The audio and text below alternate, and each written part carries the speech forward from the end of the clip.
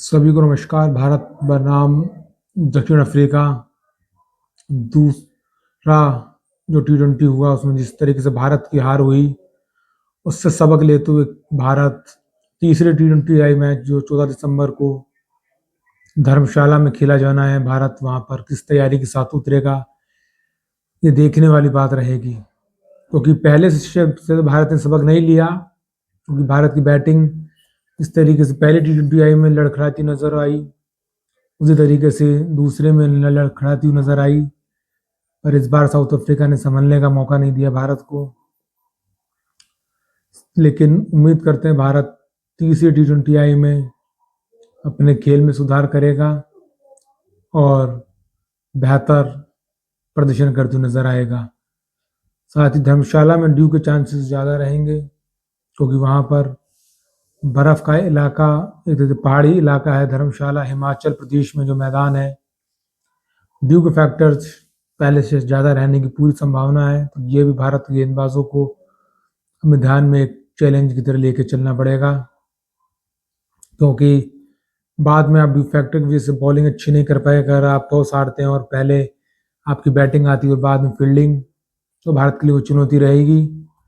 क्योंकि भारत का तो प्रदर्शन रहा है हालिया कुछ समय में, ड्यू के समय पर गेंदबाजी को लेकर, चाहे आप वो पहला वनडे भी देखें, दूसरा वनडे भी देखें, भारतीय गेंदबाजी लचर नजर आई है। क्योंकि जिस तरीके से निचले क्रम के बल्लेबाज भी साउथ अफ्रीका के मार्क यानसन से लेकर कॉबिन बॉश तक भारतीय गेंदबाजों की धुनाई करके जाते हैं, वो एक सोचने वाली बात है।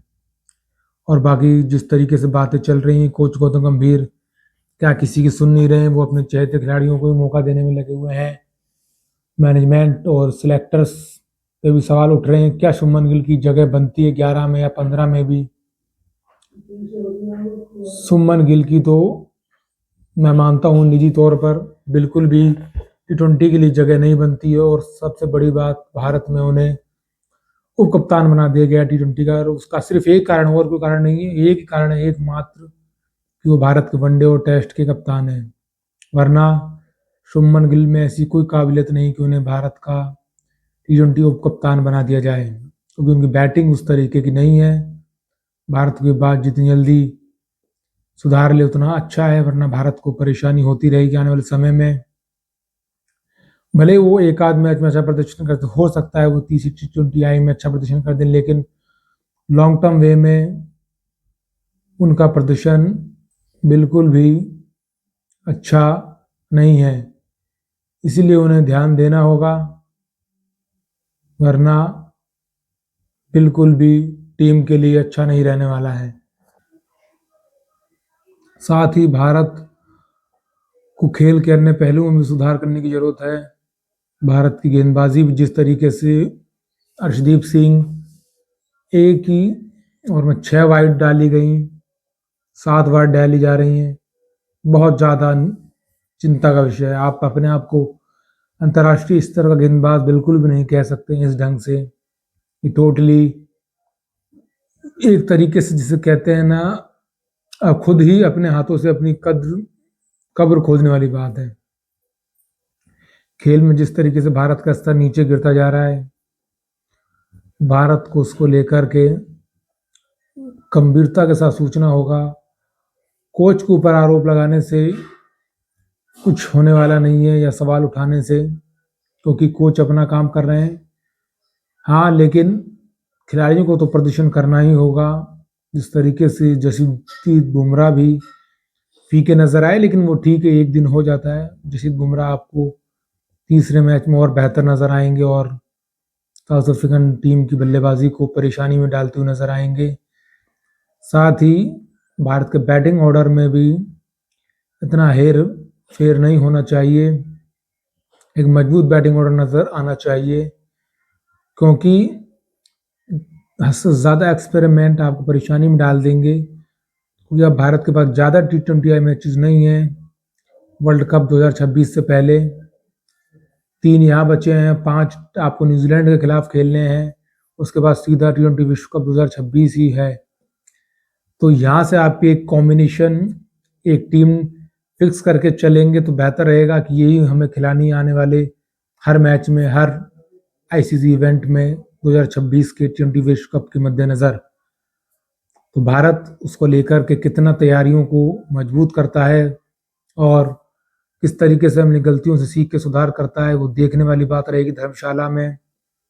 बाकी तो जब मैच शुरू होगा, टॉस से लेकर भारत की गेंदबाजी, बल्लेबाजी, फील्डिंग, तीनों डिपार्टमेंट देखने वाली बात रहेगी क्या सुधार होता है। क्योंकि साउथ अफ्रीका ने तो बता दिया, वो एक मैच में मात खा गए पर बार बार मात खाने वालों में से नहीं है। क्विंटन डीकॉक ने बता दिया, एक बार वो आउट हो गए तो ये मत समझ लेना कि हर बार आउट हो गए। भारत को बख्शेंगे नहीं, और खासकर आईपीएल ऑक्शन को देखते हुए तो बिल्कुल नहीं बख्शेंगे। और मेरे ख्याल से तो मार्को यानसन भी तैयार बैठे हैं, मुझे भी मौका मिले बल्लेबाजी का। गेंदबाजी में तो हैं ही लाजवाब, बल्लेबाजी में भी अगर मुझे मौका मिले तो मैं भारत के गेंदबाजों की धुनाई करके आईपीएल टीम्स का, फ्रेंचाइजीज का और भी भरोसा जीत सकता हूं। वैसे तो मार्को यानसन नीलामी में जाने वाले हैं नहीं, लेकिन जिस टीम में, फ्रेंचाइजी में है, उसके ऊपर अपना भरोसा और बढ़ाना चाहेंगे कि उनका प्रदर्शन जिस तरीके से लगातार टेस्ट से लेकर वनडे तक में निखर के सामने आ रहा है, कमाल का खिलाड़ी नजर आ रहे हैं मार्को यानसन। साथ ही भारत को अपने बल्लेबाजी में डेप्थ को लेकर एक चीज सोचनी होगी, क्योंकि कई बार जब आप सोचते हैं टी20 में डेप्थ रख लें, तो टी20 में एक चीज नहीं भूलनी चाहिए कि सिर्फ 20 ही ओवर का गेम है, इसलिए गेंदबाजी में जितनी डेप्थ रखें वो फिर भी काम आ सकती है, रन बचाएगी।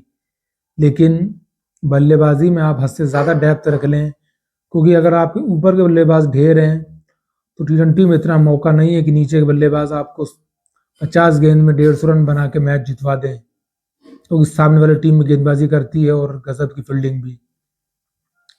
इसी के साथ इस बातचीत में इतना ही। जय हिंद, जय भारत।